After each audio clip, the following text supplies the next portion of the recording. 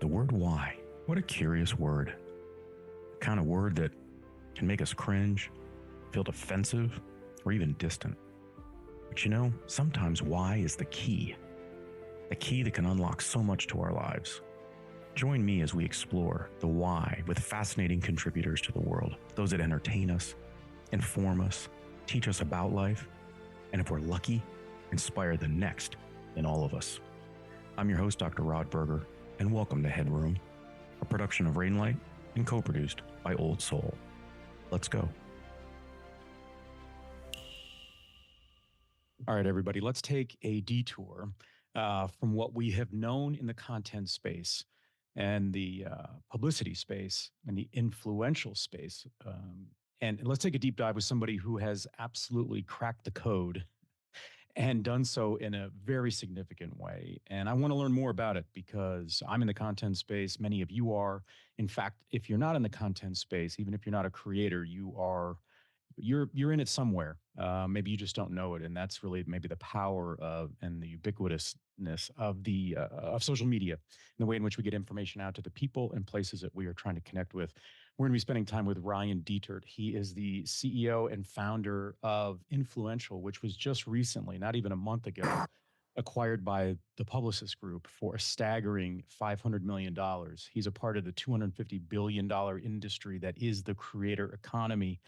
2013 to 2024, I don't know when I interview Ryan, entrepreneurs, if they can sort of even cast out an idea, a thought that within 10 to 11 years, they're going to have that kind of win, especially in this space. There are so many people that think they can play in this space. And I would say that the proof is in the pudding that you obviously can play in this space. And do so at a very professional and successful level. Take me back to 2013. Why even start Influential at that point in time? It's been quite the labor of love for not just Influential, but for the whole industry. We're fighting over very small budgets to begin with. It all started actually because I was an influencer myself. I had 30 million followers on Twitter and eventually on Instagram when that launched. I don't sing or dance. I have no talent. Instead, I built what are called niche accounts. So, for example, owned at travel, at automotive, at fashion, and realized very quickly if I wanted to open up the coffers of brands and agencies to be able to fund my passion, and that time was creating content on these platforms, I had to make a checklist of being brand safe, of delivering media, of delivering measurement, all the things that we expect today in the landscape did not exist back then. And I was trying to find ways to monetize at a very expensive city in Los Angeles in my late 20s, and decided to build the thing that no one else had built. And so, okay, take me through that process, because what's fascinating for someone like myself, when in my writing and my podcasting, all these other, and dealing with the PR folks and publicists, everybody's trying to figure out what is the larger algorithm or how to do that.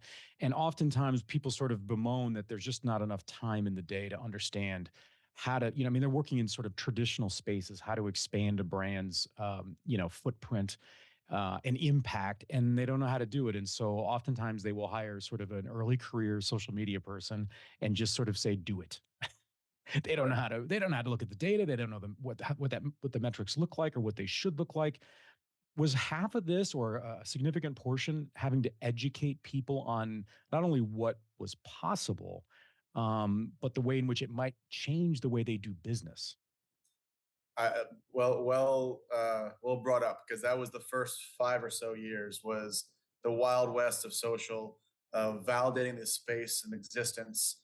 And we were fortunate enough that as a technology company and tech platform mixed with services, I did not have to go and say I have the most subjectively powerful creatives or team. Instead, it was actually the data tells you the best outcomes here. So we led with data, led with media. So I'll give you an example. So even today, the PR budgets are relatively small compared to where the media budgets are. Media budgets are 6, 7, 8 figures that are being spent by these brands now that we're in the influencer age, to lend the voice of these creators that target that audience of, I'm making it up, 25 to 44 women with affinity for DIY in the Midwest. That's a specific audience they want to go after, and whether that used to be through podcasts or through TV linear or through digital. Now it's being done through the social sphere and the influencers' germane audience, and that's what is being delivered and then amplified with if you've seen those sponsored ads on Facebook, Instagram, or on any platform where it's being boosted. It's now in the age of marrying the name, image, and likeness of a creator with paid media to target those, and whether it's a hometown hero targeting that local audience you want to speak to, or that national pullout across all of the U.S. or internationally. Take me back to your teen years. What was your understanding of what it meant to influence either sort of a one-to-one or one-to-many?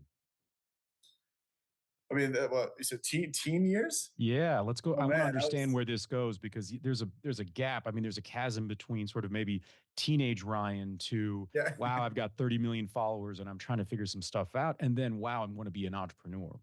Yeah, I mean, yeah, teen. I think that was like the early Facebook, MySpace days. So it was, it was a throwback. I will actually, I'll fast forward it to I think where um, the exciting part happened was one. I realized the idea of um, if you can create content and build an audience that inherently had value that was worth more than maybe the dollars you were getting in any given moment or time. And actually, I don't know what to talk about this part of the business, but the reason I had all those accounts was that I was attempting to be a comedian in Los Angeles, and I was writing funny jokes from like other accounts that are like parody accounts. My friend was I was the fake Buddha. My friend was the fake Jesus. And my friend was the fake Will Ferrell. So it was a whole underground 2000, late 2000s, early 2010, 2011, where there were no celebrities. Like Ashton Kutcher was like one of the first that jumped on. Everyone else really wasn't on there. So there's a whole like range of people that were just talented at creating content from a voice of someone else. And that when I saw that, when I could drive a trending topic for 5 days straight and make anything trend worldwide with me and my friends, like that had value. I saw Twitter selling that for $250,000 for the trending topic product. Like I can do that on demand. So I knew, even though I couldn't make money at the time, that I was going to continue to find a way to build that value. And that's when I switched over to the buyable travel, buyable fashion scenario, away from more the comedic and more kind of PG-13 scenario. So I just saw that, one, funding the passion of myself and my friends who were making funny content we thought was really cool, and had obviously the dopamine effect of enjoying that retweet and comment, to like, oh, this is actually changing what millions of people are seeing and thinking about a topic, into, all right, someone's got to find a way to make this professional. And I was happy to be the oldest person in my friend group that had a large amount You of were the old followers. guy. Yeah, I was the old guy in my late 20s. Everyone else was like in their like late teens, late 20s. So I had a desire to say, you know what, at some point, someone has to figure out how to make all of us be able to tap into brands, and that they can tap into us, vice versa. At the time, it was like, oh, how do we get access to them? Now it's like, how does it inverse? How do you democratize creators and influence for brands? Let's talk about sort of the birth of entrepreneurism for you. Was there a moment, were there a series of moments when you started to think to yourself, I think I can do something on my own? Because I think generationally, it's really fascinating that, like in my generation, we didn't even know what the term entrepreneur meant. It wasn't Yeah. something that was talked about at all. And yet, I think about my young kids, and I'm sure they're going to, start and stop a number of businesses throughout their lifetime. It's just the way of the world. When did you understand within yourself that you had maybe something to do it? Because so many startups fail, obviously, right? It's sort of like the restaurant business in a digital world. Tell me about that, sort of the origin of the confidence that you had to say, let's go ahead and do this. Yeah, the origin story of being able to build a business and rely upon myself, and obviously those that have come with me to build this, started back when I think legally I have to say I was 18, but I think it's a little before 18. I was a poker player online. So I had to run my own P&L to see if I could, time management, late high school, early college, into my maybe mid 20s. I was a professional poker player. I was making money off of that, other things as well, but that was like the bread and butter. And when I was old enough and I moved out to Los Angeles at the time, I went and played at the Commerce Casino, and that was a whole nother experience, that live. and do that for 8, 10 hours a day, just grinding through that, spending my Friday and Saturday nights trying to do that at the casino. So, and it's, I would tell anyone that's listening that thinks it's glamorous, it is not. It is the opposite. It is pure, like it's managing your emotions, it's managing your pocketbook. It's the only job you can have where you could essentially lose $10,000 in the course of a month and still work 24/7. What's the mentality? Because I don't take me inside that mentality. I mean, it's we've seen things in the movies, right? It's sort of this battle within oneself, right? The anxiety, the stress, the sort of that need for speed element, right? That drives people. I mean, what is that? I don't, because I don't know what that's like. I mean, paint the picture for me. I mean, are you enjoying it in the moment, or do you feel like it's a runaway train that you have to manage the best way you can? Yeah, those that do it right find a way to remove the dopamine response and can almost be numb to the big wins and swings. I was decent at that, but that wasn't my best forte. So I left that and thought it was a better use of my time. But I was a psychology major. So for me, it was a way to leverage what I think I'd learned, what I experienced, talking to people and reading them, understanding them, and then applying math to it. So, I mean, there's a million different things you learn that are separate from that in the business world. But a lot of the foundation came from the self-reliance, reading people, understanding them, befriending them, networking. Even networking in poker is a thing. So all of that led from, and this is a relatively small stakes. I mean, this is a few $100,000 you can make in a year at the level I wasn't playing at the highest stakes because I was just getting my bankroll together. And then I just, I looked in the mirror at like mid late 20s, and like, is this the best and highest use of my time? Am I happiest when I'm doing it? I'm resentful of like wasting my weekends, essentially playing relatively inebriated people at a at a casinos trying to take their money. Like, no, it wasn't that. And but I had great relationships, great friends that all had money, and there were a lot of those people that were playing poker also had digital businesses because they found it a way for them to kind of break up the monotony of playing cards. Several of them had large Twitter accounts. Some of them had built Facebook ad businesses. So a lot of people I knew were in the business in some capacity, and I just took that knowledge base and applied it to first my own business, which was the first version of Influential before I became Influential Network, was driving traffic. It was those accounts driving people to a top 10 list of like travel, you know, places you see before you die, and you make money on the ads. That changed in 2013 when Vine came out and short form video became a thing. And that's when brand deals became expected and regular and integratable. So a lot of the stuff that was early days of learning how to moderate, my own emotions and time, like time management, was those days. But then it led to a series of events that drove to the creation of Influential. Is there any parallel to your gambling style, your poker playing style, to the way in which you run businesses?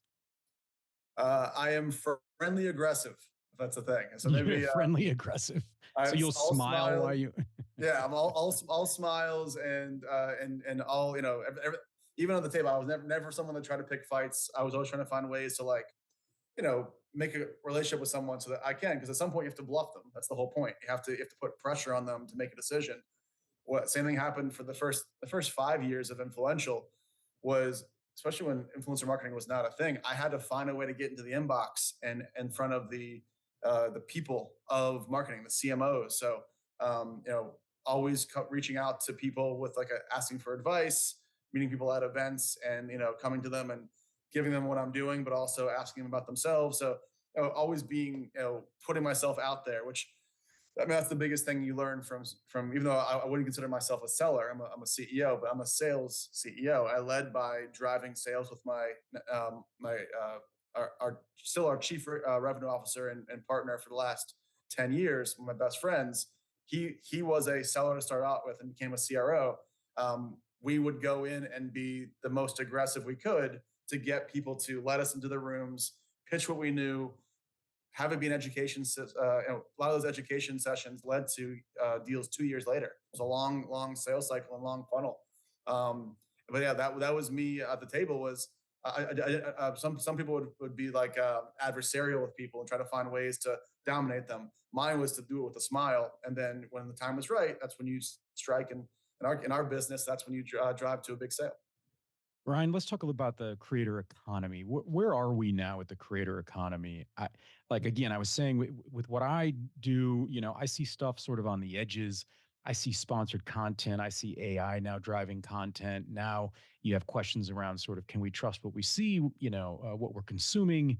How should we understand the role the creator economy plays if we are sort of in early stage entrepreneur trying to understand that, hey, I wanted to just build widgets, but I also have to now be a creator, to sort of corporations out there that are trying to find a different way to separate from the noise?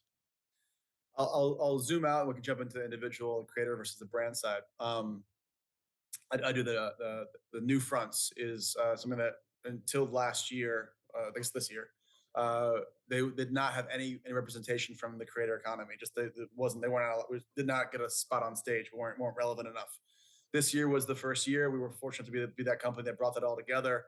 On stage, we brought in all the major four platforms: YouTube, Snap, TikTok, and Meta. And one of the lines I gave that was endemic of the growth of this space and the future of the space is that we're at a 35 billion with a B TAM, total addressable market for influencer marketing.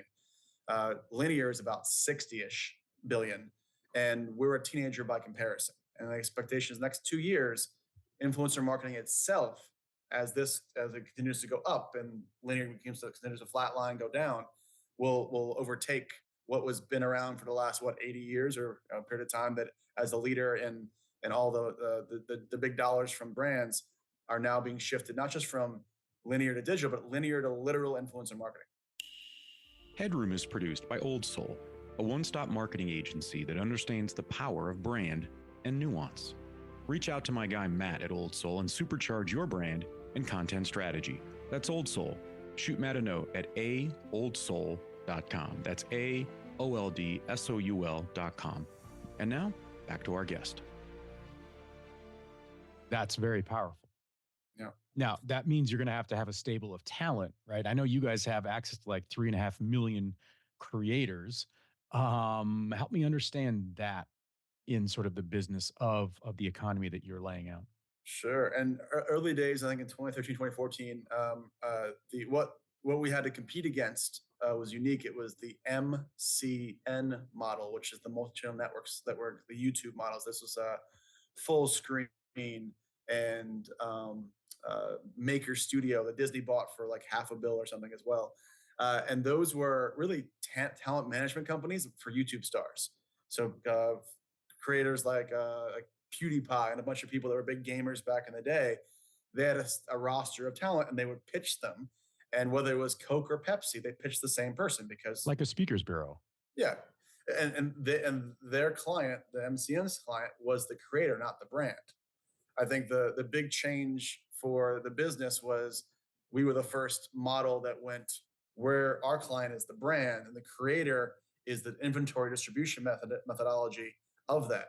So what happened is that we said we were agnostic. We don't represent any brands or any creators. And instead, we were working with the Fortune 1000 brands. And then influencers would opt in through our app and through our tech and raise their hand and say, I want to get deal flow across my XYZ accounts. And whether they want to include their management or their agent, we didn't really care. But like this is a way for them to opt in and give us both their information to raise their hand and then be able to bring them into deal flow. And our technology and team together with the brand would decide who is the best mathematical fit for a campaign. And that was a big kind of fulcrum point for the industry where now brands can say, well, I'm no longer worried about 1,000 managers calling me to say their talent's the best. We could act as a data layer saying, why is someone better as a celebrity, a micro or macro influencer? So it is the art and the science. 100%. Yeah, it truly is. One of the lines I've always said over years is that social media is the largest crowdsourcing of public opinion in human history. And if you can structure that data, you can predict the future. So to be able to understand what will drive the best outcomes for an audience on a certain platform, with a certain creator, with a certain type of content, image versus video versus reel versus short story or snap, all of those things together, marrying that to the media of which local region or geo-fenced area to the audience that you want, like the people that buy certain products. All of those are thousands and thousands of data points on each individual creator. You can apply that across 3 million plus creators and towards your entire consumer base. You have a very powerful system to drive your outcomes. Let's talk about brands and the way in which they're looking at content, right? The old model was they'd hire a PR firm, they were the media buys, right? And they would just sort of, it'd be a push model, push to people, and then sort of cross their fingers. I'm finding that more and more brands are saying, we don't need sort of traditional media. We don't need traditional approaches. Let's build our own content and push that out, like as if they're their own network. Are you seeing that? And what do you think the impact is going to be on the professional sector of the creator economy? I mean, is it that these brands are going to be sort of going around and plucking out content creators and getting them in house, or what's the long tail of that? I think of the funnel from the PR celebrity level, which is still always going to be a thing. Whether we do it or someone else does it, like that's always going to be a top of funnel awareness play. It's going to be, I think, where we live the most is in that micro, macro size talent. 50,000 followers to 2 million is kind of the sweet spot for most brands. Then there's going to be the nano slash affiliate side, which they might do some stuff in house through gifting. They might partner with a major platform like CJ, which is Commission Junction, also owned by Publicis, where you can actually find ways to get people to give them product or have them access to product, and then they only make money when they actually sell things. So every one of them has a different type of creator, different type of call to action, and I'd say most brands have some small team in house that does some version of this, or at least coordinates with third parties like us to maximize that per their need state. Very rarely do we walk to a brand that says like, I've got no one know how, like what's like. They always have someone that either purports to be an expert or actually is an expert, or a team of them. And some of the best, many of the biggest and best brands have invested 5, 10, 20 headcount specifically in this space. And they still need us and others to be able to maximize that, because we're a force multiplier. We can drive not just hundreds or thousands of pieces of content. That's part of the scale. But a lot of it is the right creators with the right content being made with the right, part of what makes us special is not just getting access to talent and having create content. We can then measure the efficacy, which they can't do themselves. Like for a Fortune 1000 brand to measure footfall into a QSR or drive sales at the register of a local grocery store, they don't normally have that access or that know-how. We do, our platform does, to make it easy, so they can now tap into us to validate their own behaviors, their own influencer spends, but also what we do for them as well. How do you think you're going to have to change or evolve in the next couple of years, just in your own thinking, as some of those things may come online or be more accessible for companies and brands to be able to exercise without the assistance from a third party? Yeah, so there's going to be some. Actually, today I only just saw. This is extra nerdy, so I apologize. It's a company called Circana, which was formerly IRI, just bought Nielsen, NCS. I saw on the wire. So there is an aggregation of those, measurement partners, which I'm sure will find ways into the hands of brands and agencies. Where I get most excited is, how do we solve the augmentable problems that they're not going to be able to want to spend the headcount and infrastructure to solve themselves? And in that are things that are not sexy, but are number one most paramount: brand safety, Hippocratic oath, do no harm, making sure that whatever you end up doing with one or thousands of creators doesn't have profanity, nudity, hate speech. That requires technology to be able to check entire timeline histories of creators, which we can do through our technology. Things like that are not replaceable by someone just simply having extra click data. So I think part of it is like the parts that are not going to be easily repeatable without technology and know-how and computing power. And then, yeah, being able to not just measure an individual campaign. What the benefit of having hundreds of thousands of campaigns over the last decade does is we now have benchmarks. We know what per platform, what audience, what type of creator is good, bad, or great. And things like that are always going to be valuable to a brand, even if they have certain things they in-house.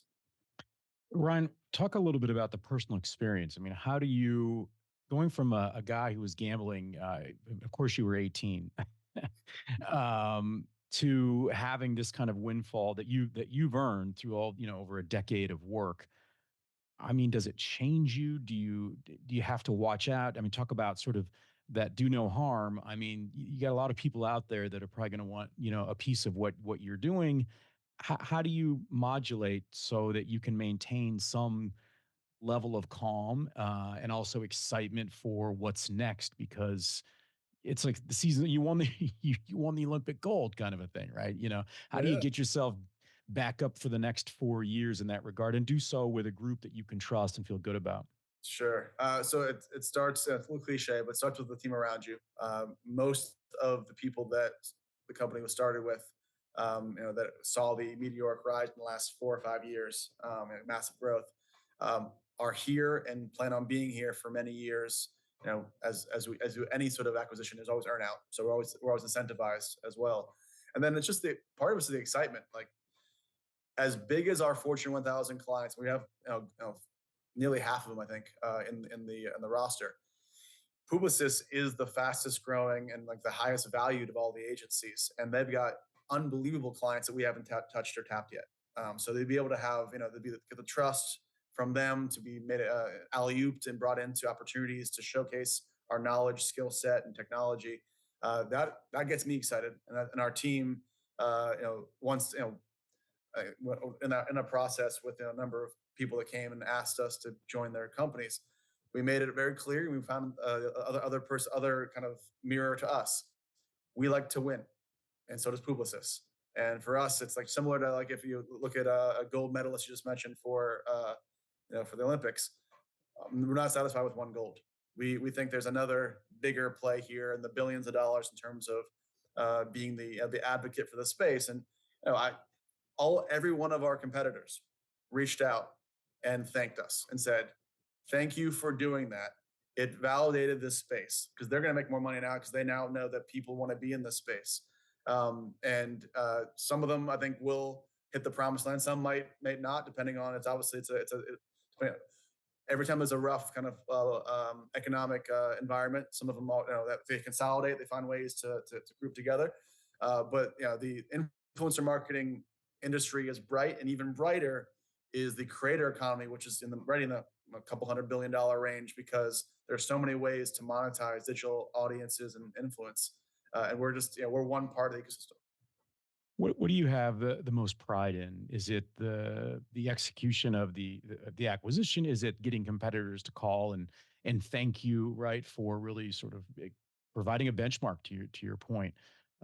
Is it about keeping the team together and or sort of building over time as a way to say that the coach got it right and the team, you know what I mean? Like the free agents stayed with their home Yeah. team. I mean, looking back now, you're sort of a month into this big change. What gives you the most pride? Yeah, there were a lot of happy tears when I had to announce it to the company. I had like a few slides up of, we call them the OGs, those that have been there from 9 years to 8 years to 7 years, and then being able to, like, to gush about them and what they meant to the company, from mid level to very high level, obviously, at the company. Um, that meant a lot to be able to celebrate them. To have to Everyone in the company has equity, so equity as well. So it's having it be a shared upside for everyone. And then, yeah, people. I'm a 10-year. We're 10-year overnight success. That's how it normally is perceived. They didn't see the harder times, and we've been very fortunate that over the years we just continue to grow. Every year we saw growth, even in the worst of times, and growth by significant amounts. And we made decisions, and not everyone always agreed with our decisions in terms of our investments in tech or team, or decisions that are made. And yeah, the vindication and validation that what we were doing was the exact right fit for Publicis. Our ability to integrate with Epsilon, which is one of their products for data, our ability to provide world class service for their Fortune 1000 clients, to have a repository of data and insights that we've built over 10 years, which costs us millions of dollars every year. We made an investment in ourselves, and we turned out to be right. So if you're a storyteller, what's the story of Ryan Detert? Like what is the story? And are there do you have advice for young entrepreneurs that are sitting there going, man, he's not that much older than me. You know what I mean? It's within my grasp if I can apply some of the lessons, from what you've experienced and also maybe the potholes that you've fallen into. But what's the story? If you're a storyteller, what's the story of you in a world where you got to get as many likes, right, and shares as possible? It's got to impact the story. So there's two sides to every story. There's talent and there's tenacity.